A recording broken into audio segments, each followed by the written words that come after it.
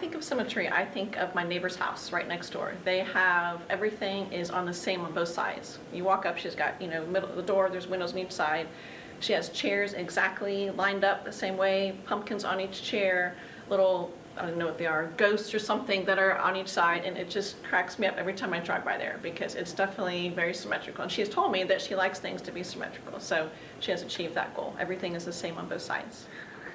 When I think of symmetry, I think of a butterfly's wings because on one wing it's the same thing as the other. So it's almost like when they put their wings together, like imprinting the same image, and then they part and it's the same thing on each wing. So I think of symmetry because they're symmetrical.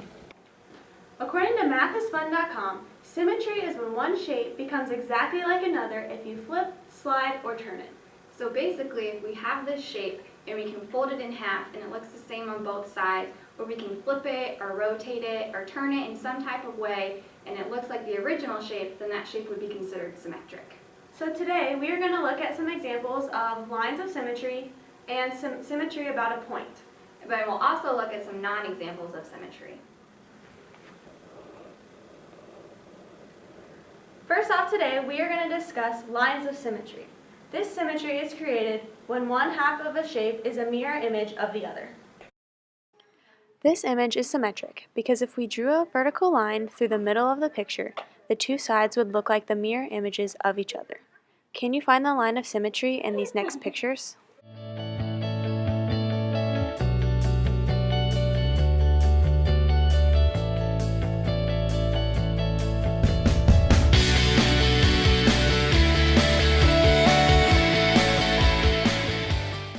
Now let's look at some objects that are symmetric about a point. This type of symmetry is formed by a shape that matches itself at least twice while turning about a point. As you can see, as the wind turbine rotates, it maintains the same image. In this case, it matches itself 3 times, since it has 3 blades. Can you see the rotational symmetry of this starfish? How many times does it match itself? This picnic table has a line of symmetry and rotational symmetry. Can you see it? The last type of symmetry that we are going to discuss is asymmetrical, which means the lack of equality or equivalence between parts or an aspect of something. Basically, a lack of symmetry. Although at first glance this tree seems to be symmetrical, notice the branch on the right side. If we cut this tree in half down the middle, it would not be the same on both sides.